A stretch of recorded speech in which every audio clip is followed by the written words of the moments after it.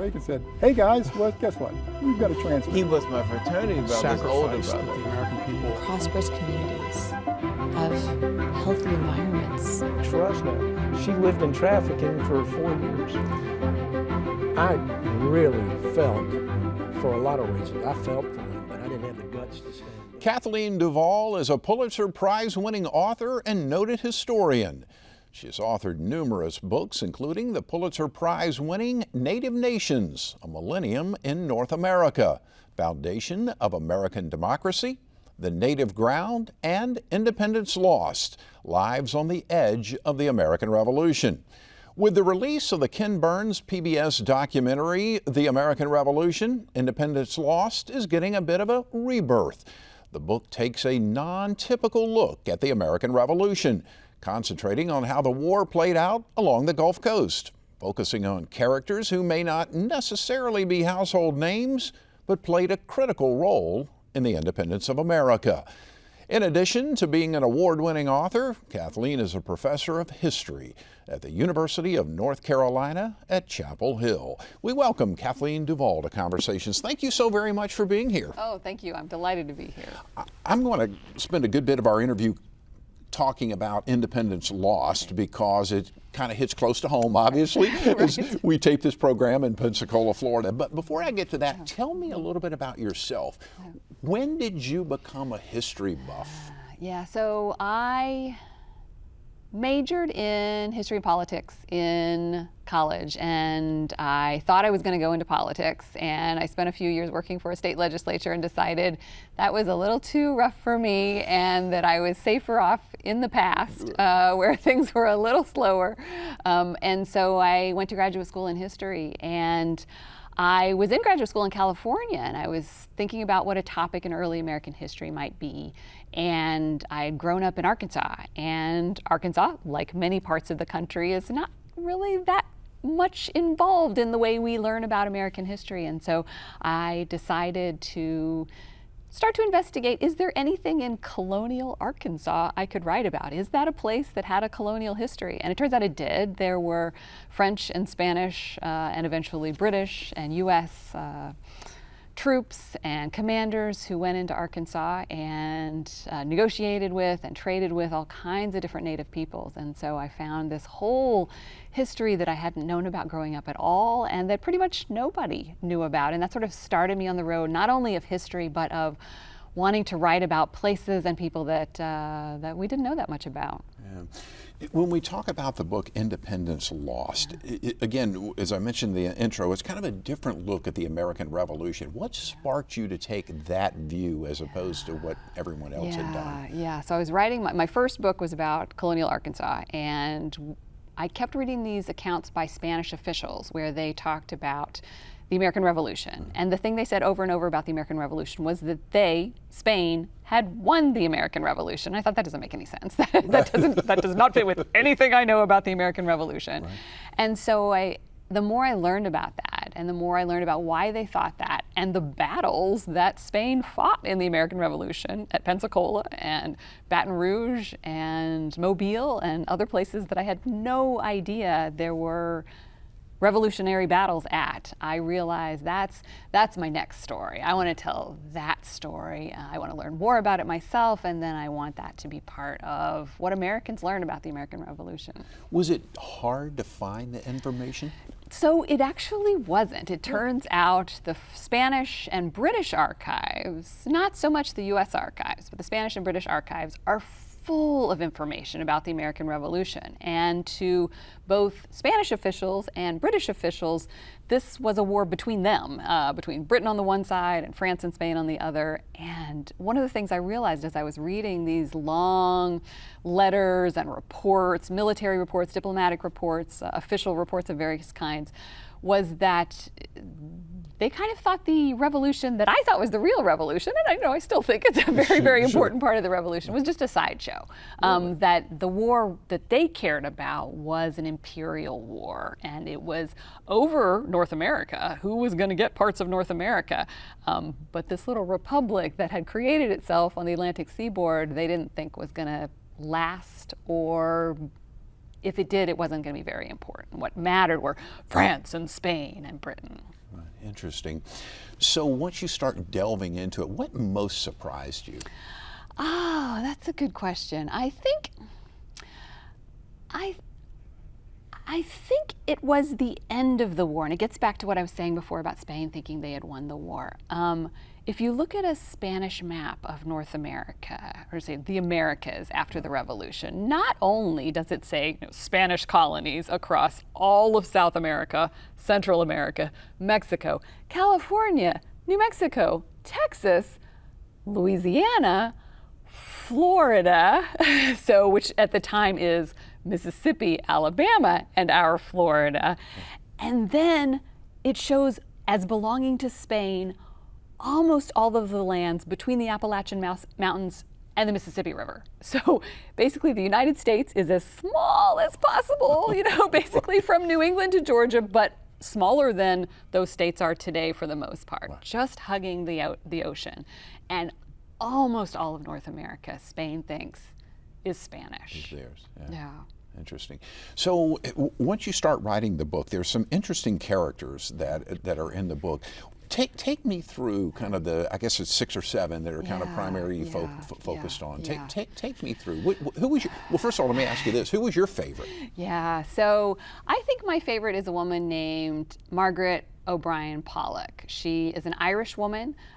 She is, her father objected to British takeover of Ireland. They're Catholic, and so he decides to leave Ireland and fight for France. So fight for Catholic France against Protestant Britain in hopes of someday getting Ireland back and making Ireland independent again. And so she ends up sort of touring around different places with him and ends up in New Orleans. And she's in New Orleans during the American Revolution. And through her story, I was able to say, what's it like to be a woman in war who has political opinions, who cares about this war, but also, so her husband, Oliver Pollock, ends up loaning a huge amount of money to the American war effort. So they're on the American side. And she ends up losing her house. She ends up having to, she's pregnant and thrown out of the house with her small children while her husband is off in Virginia trying to get the Virginians to repay him the money he's lent them.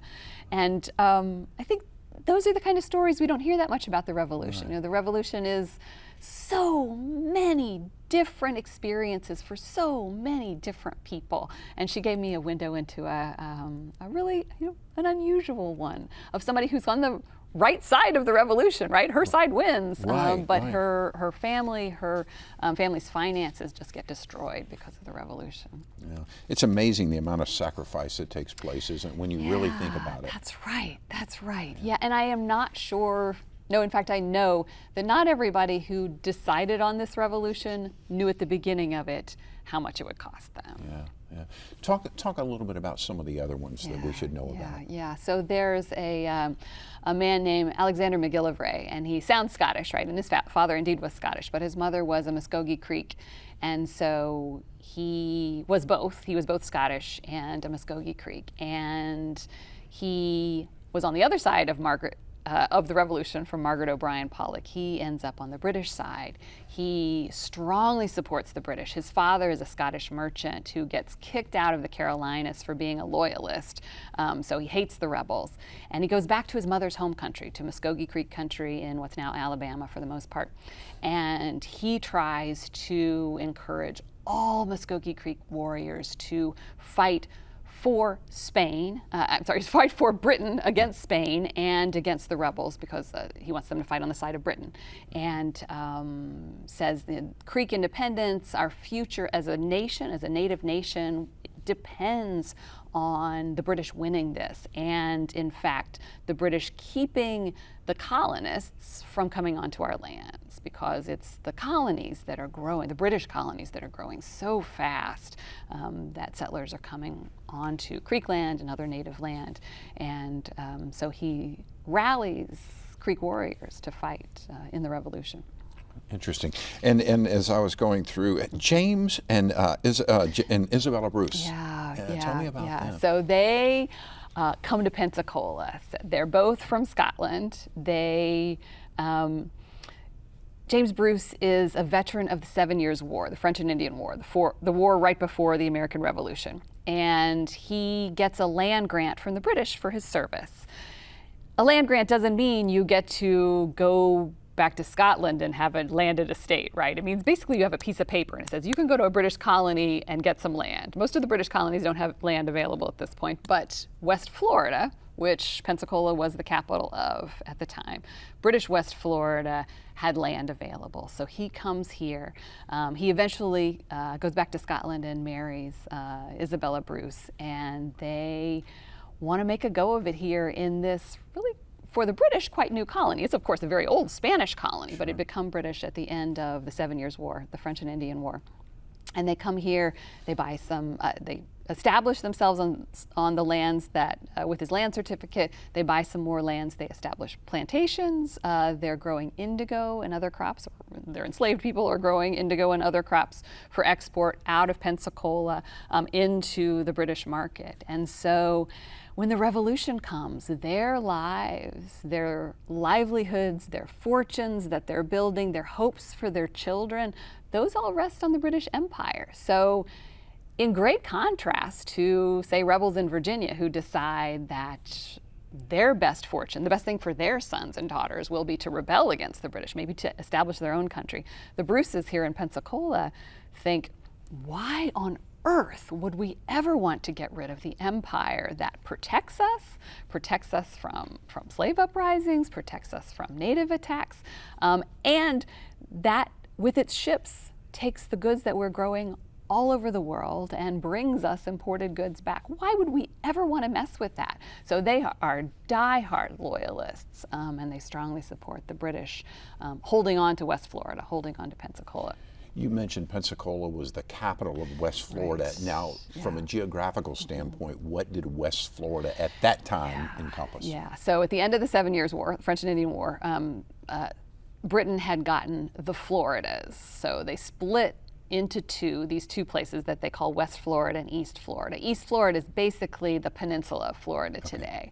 And then West Florida is the panhandle of Florida plus Alabama and Mississippi. So it includes not only Pensacola, Mobile, but even Baton Rouge. So the parts of Louisiana that are on the other side of the Mississippi from most of what's now the state of Louisiana. So not New Orleans, but the other parts that are. So a quite large area. A quite large area, right. And a colony that had been Spanish and French before. Okay. And the primary economic drivers in those days? So nothing at first, okay. Right? The Spanish and the French had really not managed to come up with anything that made much money. But the British and people like the Bruces are determined to turn that around. And so it really is indigo. There's some effort at growing sugar. There's cattle raising outside of Pensacola and Mobile. People are trying to build an economy. But if you think about it, at the time in the 1760s, the Atlantic Seaboard British colonies, Jamaica, most of the British West Indies colonies, those are pretty well established. People have established their plantations in those places. They've established their economies. It's not easy for people to get a hold in. West Florida is a place of opportunity for colonists who want to sort of find their piece of the empire. And what role did the ports play? I mean, the water access, obviously. Yes, everything, right, yeah. So these colonies won't exist at all if it weren't for the ports of Pensacola and Mobile, and then for the Spanish, New Orleans. And you mentioned earlier, you were talking about the Creek Indian tribe, and so you talk a lot about the Creek Indians, the Cherokees, and the Chickasaws, right? Yeah, that's right. So tell me a little bit about those three and how the role they played, number one, and then number two, how are they different? Yeah, okay, great. So this is, what's so important, and if we had a map, I would show you sort of the colonies are really there on the coast and a little bit up the Mississippi River, right? So the vast interior of North America is native nations. The land, the control, the population is mostly native. But as you say, they're different from one another. They're not the same peoples, right? So it's many native nations out there. So the Cherokees and the Creeks and the Choctaws and the Chickasaws, they're all peoples who have in various conglomerations fought against each other in the past. But the 7 Years' War kicks France out of the region, and so there are some people within those nations in those years between the 1760s and 1770s when the revolution starts who are trying to decide, well, okay, what's next? What should our future be? And some of them think native nations should ally with one another, that native nations that have been enemies in the past should stay out of European wars and work together more than they had in the past. And so when this revolution breaks out, this sort of squabble between some colonists and their empire, there are some natives, and particularly one of the characters I follow in here is a Chickasaw leader and diplomat named Payamataha. He says, and he goes around and has these huge diplomatic meetings with other southeastern tribes and says, we need to stop fighting each other. We need to let this work itself out, because the last thing we want to do, as he says, is get between a father and his children. Mm-hmm. We need to be good diplomats, be good allies with one another, and not fight in this war. Now, the British, before this point, have thought the Chickasaws are going to be their greatest native ally in this war. The Chickasaws had long fought against the French, and on the same side as the British. Payamataha says, let's not do that. And so the British actually expect the Chickasaws to show up in huge numbers to the battles of Mobile, Pensacola, and they don't. Payamataha starts to convince not only Chickasaws, but people within some of the other tribes too, let's not fight on the British side. Let's just see what happens. And particularly, he says, let's not fight against Spain. That's not even our enemy. Wow. And so it's interesting to sort of think about what might have happened if, say, the Chickasaws and the Choctaws and the Creeks had fought on the British side. The British might have won a lot more battles around here, but they didn't. It's interesting. Tell me about the Battle of Pensacola. How important was that? Tremendously important. So at this point, by the time of the Battle of Pensacola in 1781, Spanish general and Louisiana governor Bernardo de Galvez has won several battles along the Gulf Coast. He has won battles at Baton Rouge, at Mobile, taken both of those places. And now he has amassed an even larger force to attack Pensacola in the spring of 1781. Militia troops from Louisiana, and then Spanish troops from many parts of the empire, including most of them coming from Havana. And Spanish ships, of course, Pensacola's a port, and French ships as well. So Bernardo de Galvez brings all these forces to Pensacola Bay. The captain of the lead ship says, we can't get in that bay. It's too shallow. We can't get in. Bernardo de Galvez basically says, you're just a big sissy. And he, at least the way the story goes, leads the main ship through Pensacola Bay. He gets the captain of one of the ships to just charge on through, and he shows, look, this large ship could get through, everybody can get through. They come into Pensacola Bay, there's a fairly prolonged siege, and they take the port. And one of the things, a couple of things that are tremendously significant about this Spanish victory at Pensacola over the British. First, West Florida is the very first British colony that Britain loses that wasn't in rebellion. That's not good, right? No. And then the Spanish and the French go from there. The Spanish go and take the Bahamas. So they started to take valuable colonies. Massachusetts makes no money for the empire. Bahamas, Jamaica, these places make money. And Galvez is just about to attack Jamaica. That's going to be the next Spanish target. At the same time, the French fleet leaves after the Battle of Pensacola and goes to Yorktown and helps to win a great victory there in the fall of 1781. And all of this encircles the British, leads to the British deciding to end this stupid war before it gets even worse and giving us American independence. So Galvez is a pretty popular guy in this area. As I mentioned earlier, we're taping this program in West Florida, Northwest Florida. Right, yeah, okay, yeah. and you may have seen the statue. What kind of guy was he? So he is a bold man of his era. So to understand him, you have to understand he is completely a man of the Spanish Empire. He wants the Spanish Empire to expand. He's not a revolutionary. But at the same time, he understands people, and he is so good at getting people on his side. In New Orleans, he's made the governor of Louisiana. He goes to New Orleans. He speaks French. He marries a French woman. He brings French people onto his side when they thought Spanish rule was not what they wanted at all. Then, as he moves into West Florida, he convinces many of the British settlers that actually their prosperity will be served just as well by the Spanish as it was by the British. He just must have been incredibly magnetic. And his troops talk about him like they would do anything for him. And I heard you say somewhere he was a very positive guy. Yeah, that's right. A hurricane hits New Orleans right before he's going to leave to attack on his first expedition to attack West Florida.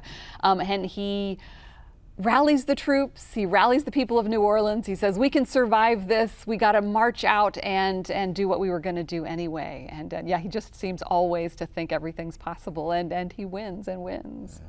How cool. Fascinating story. The name of the book, Independent Lost, and it is being re-released in conjunction with the Ken Burns documentary.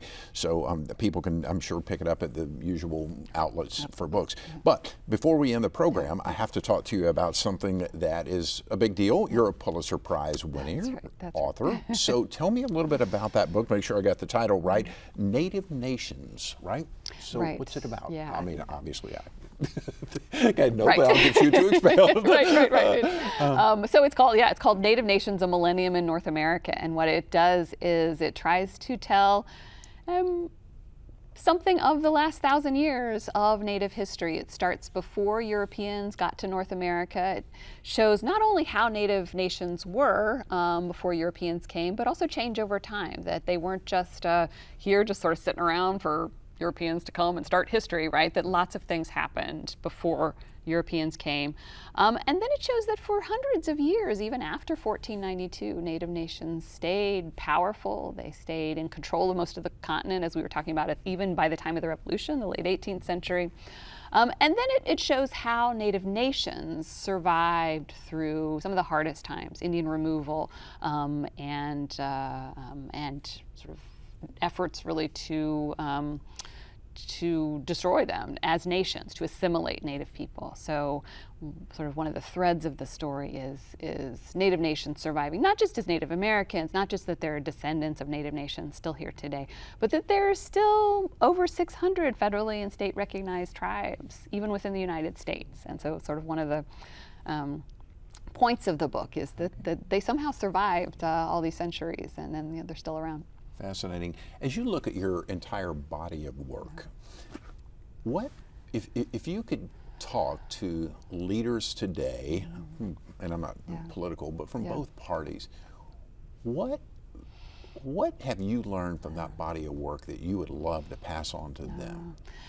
I think what drew me to this is people who are very different from one another coming together, right? That's colonial America, that's revolutionary America. And things worked best for most people if they listened to each other, if they worked together, if they tried to understand one another's perspectives. And the times when things went the worst is when we forgot how to do that, when we forgot that people on other sides of issues also are human beings, also have motivations, that they have shoes that we could put ourselves into, even if we totally don't agree with them. Listening and understanding them leads us to better answers, better futures than when we stop doing that. You're a professor at UNC. Yeah. What are the young people talking about today? So I gotta say, I mostly see them in my classes, but I will tell you, one of the things that I've really noticed over the last couple of years is that, as I've taught the American Revolution for 20 years at UNC, and I used to teach it and they were interested in the Revolution, but it was about the 18th century, right? Today, students, whatever their politics are, know that there is something in the founding of our country that is essential, that they want to know about, and that it has something to do with their lives today and their futures. So they're realizing how important history really is. I think they are. That's good. That's very good. I have about 1 minute left. Anything else exciting that you're working on?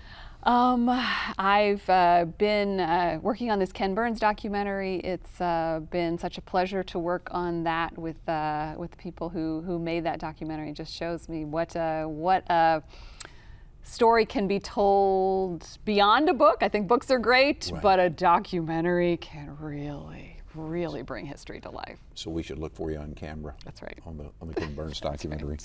Kathleen DuVal, thank you so very much. I wish you all the very best.